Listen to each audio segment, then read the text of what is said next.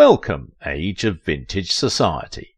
King Kong was an iconic film when it first came out in the 30s. While the remake was commercially successful, it almost ruined the career of the skilled acting goddess Jessica Lange. Did Jessica Lange and Jack Nicholson really make love on camera? As you all know how much I appreciate you, my viewers, so I want to thank you for your generous comments and for the Patreons. This video would not have been possible without you, and thanks to those who watched the video right to the end. Subscribe if you're new here, and if you want to support my work, please visit my Patreon page. Jessica Lange is best described as fortunately unfortunate. She had a stroke of great luck when she beat her competitors Meryl Streep, Barbra Streisand and Goldie Hawn to the 1976 King Kong remake. This would be the first of the 3 films she beat Streep to. Streep and the others at the time lamented their misfortune for missing out on such a huge role. The original film was a hit and a classic, so the general feeling was the remake would follow the same way. The interesting part was the remake, however, did make money, 3 times the amount spent to make it. Apart from the filmmakers swimming in a sea of dollars, the film also got Oscar nominations, 3 of which won one. It won an Oscar for its impressive effects, which was groundbreaking at the time. Special effects guy Rick Baker outdid himself with his huge mechanical Kong hands, animatronic mask and an overall costume. However, that was the only praise the film got. For the cast of the film they suffered the most, as critics didn't take kindly to the film. Streep later thanked Lange for beating her to the film due to scathing criticisms she faced. The deviation from the film's original and some nonsensical aspects annoyed critics. Unlike the original, the 1976 Kong was an ape caught in a love triangle with the delightful aspiring actress Dwan, played by Jessica Lange, and Prescott. It seemed like a romantic film with a jungle theme. There were scenes where Kong was sensually bathing Dwan. Dwan also had the ability to calm Kong, and she was, in essence, a blonde-headed beast tamer. The whole romance thing with Kong didn't fit the critics' appetite, but perhaps they were unfair to the filmmakers, who intended the film to speak against corporate greed. Perhaps the filmmakers felt nothing passes a message faster than a sexy lady and hunky lead male characters. Still, the filmmakers were in money, and they made a sequel 10 years later, but they didn't make as much as they did for the first film. They must have regretted the second film. Before they felt their regrets, one person had dealt with hers, the delectable Jessica Lange. It got so bad that she couldn't get a role. Her career was damaged, and it looked as if she was done. It gave Lange a reputation that she couldn't avoid. The film that should have launched her career did so, and threatened to end her career at the same time. The actress, a bundle of talent, was missing on the screen for years. Critics were mean in how they focused on the lady who had her first proper outing as an actress in that film. The sexy actress did the best she could with shabby material. Honestly, what were the makers thinking when they just abruptly introduced the sexy actress under the pretext of being lost at sea and unconscious? We were wrong. The script was worse than shabby, but it played on the nostalgia of King Kong fans to make a killing. In criticizing Lange's performance, the New York Times wrote, "Though Dwan sets Kong's heart aflame, she's most likely to set everyone's teeth on edge." Not all the critics hated the film. Some believed that the actress's talent showed, and without it the film would have been even worse. A critic wrote, "The movie is sparked by Jessica Lange's fast yet dreamy comic style." Pauline Kael also found her performance refreshing. She said, "There are one-liners so dumb that the audience laughs and moans at the same time, yet when Lange says them, she holds the eye and you like her, the way people like Carole Lombard." So while the situation was bad, it wasn't all bad. Another scandal lurked on the horizon. "She's a gorgeous, voluptuous blonde bombshell called Blinky," Nicholson said when the two paired for the remake of the film, The Postman Always Rings Twice. The film was the next major role she got after spending years on the fringes of Hollywood and teetering at the edge of being unknown. It was a film that another actress would have avoided, but Lange was always excited for complex roles. This role gave her the artistic orgasm that Kong denied her, despite the mixed reviews that the film got. Her performance as the cheating wife who was tired of her situation and sought to be more by killing her husband excited critics. Something else excited the audience.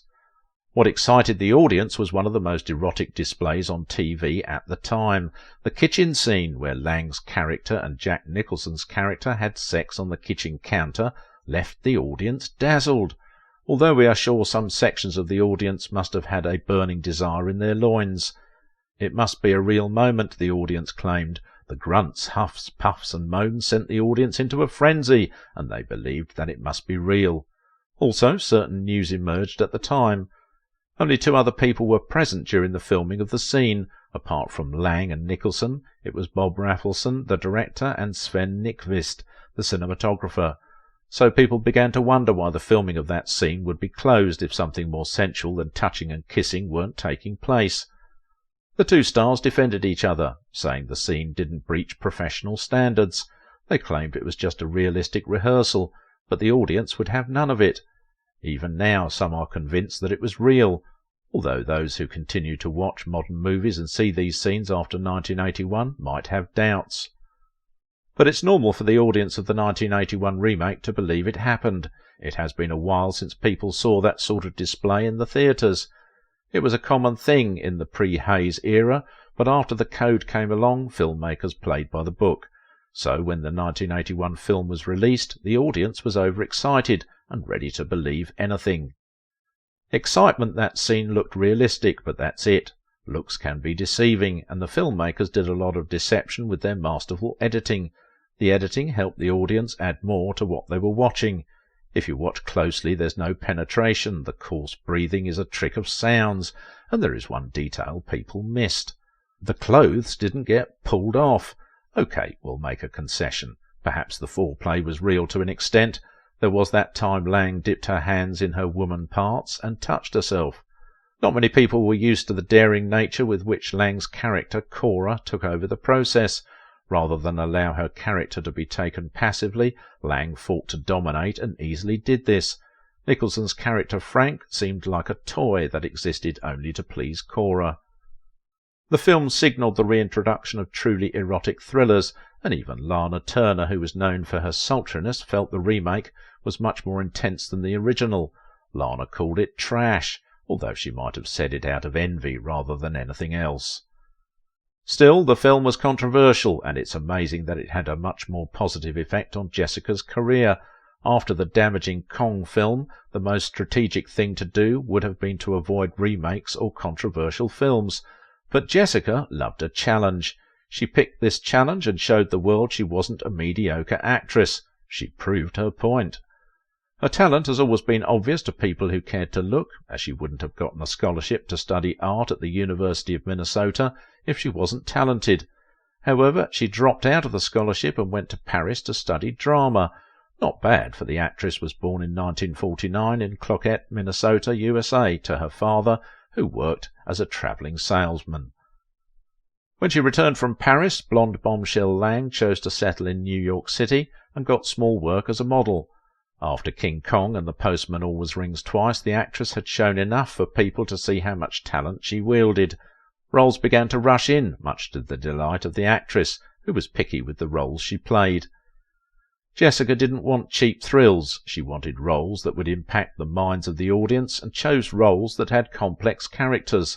This almost ended her resurging career. Her next major film was Frances in 1982. She got the main role of the titular character, who was a troubled actress. Frances was a biography of Frances Farmer, an actress who had a sad upbringing and a sadder life as an actress. The film explored Frances's relationship with her mother and her brief stint as an actress due to her institutionalization. Lange embodied the character she played and spectacularly delivered, but it came at a price. Her mental health suffered, and it seemed she was on the path of the actress she had played. Later she revealed that the mental health issues she suffered after Frances wasn't a one-off thing. She said, "Though my dark side is dormant right now, it continues to play a big role in whatever capacity I have to be creative. That's the well I'm able to tap into, where all the anguish, rage and sadness are stored." So for every performance she gave, she stared at mental health breakdowns. Jessica stared mental health breakdown in the face when she filmed Frances, but somehow it was worth it for her. She had now broken out, and her disastrous start had been buried under 2 back-to-back spectacular performances. She was now the darling of critics, who found her performance riveting. Lange herself admitted later that her performance in that film was her best performance ever. Still, praise or not, she took a deserved break to recover by acting in comedic films. Tootsie was the perfect film to help drop acting in films with complex characters. In the comedic film Tootsie, she acted as a naive actress. She almost rejected the film, and it took convincing for her to star in it. After her recovery, she returned to playing complex characters. The shapely actress acted in the 1984 film Country. There were her roles in the Patsy Cline biopic Sweet Dreams and Music Box. The actress remained relevant as she got a role for Blue Sky, released in 1994.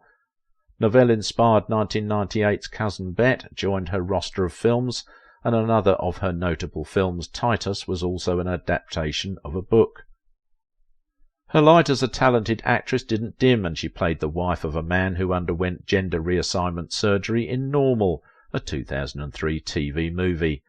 Broken Flowers was one of the notable films she acted in, and Jim Jarmusch directed it. She also got a role in Don't Come Knocking in 2005.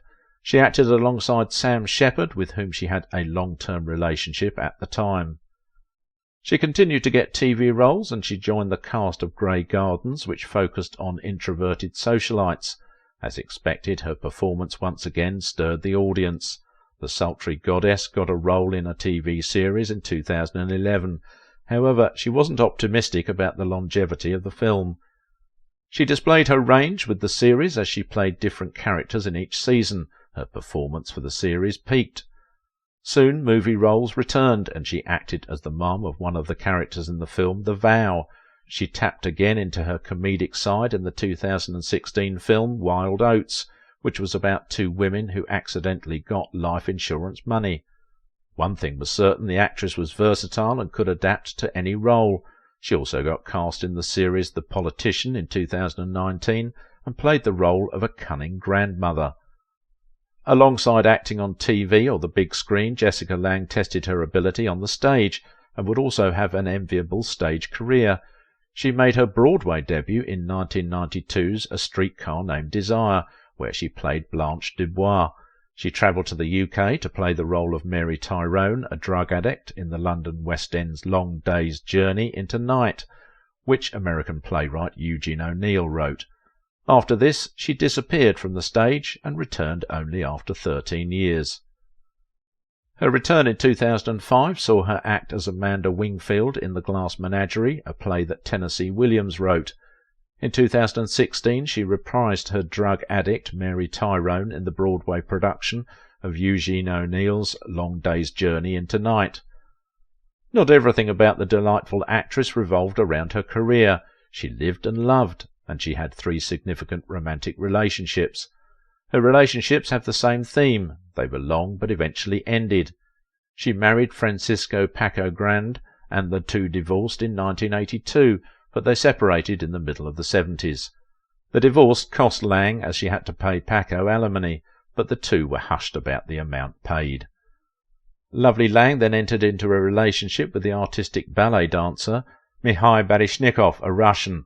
The 2 began their relationship in 1976 when she and her husband had just separated. She officially began divorce proceedings when she had her first child with the Russian dancer in 1981. They named their child Alexandra Lange, Shura Baryshnikov. There's more.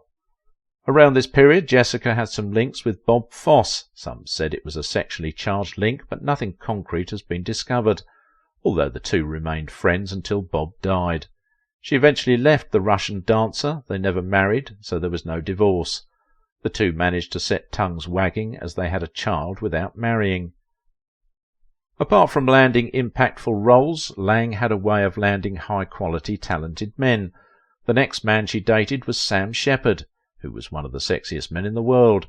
The 2 began to date in 1982 and had 2 children together. Shepard proposed her, but they never married.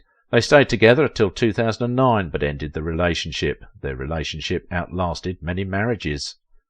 Jessica Lange had an enviable career riddled with nominations and awards. She even got 2 Oscar nominations in 1 year. The first was for Frances as the lead actress, and the next was for Tootsie as a supporting actress, which she won. Since then, nominations haven't stopped coming. She got nominations for Country, Sweet Dreams and Music Box. She won her 2nd Oscar award for her performance in Blue Sky. She also got Emmy Awards, winning the 3rd one for the delightful act she put in Coven. Her legend further increased when she won the Tony Award for her Broadway stage acting in Long Day's Journey into Night. With her Tony Award, she became the 13th actress to win Oscars, Emmys and the Tony Award. The lady taught us that first impressions don't last as much as we think they do. It's incredible how much a role as Frances Farmer has affected Jessica Lange's mental health. The mental state of actresses was not the best during old Hollywood. Why Parveen Babi needed electroshock therapy. Watch this video.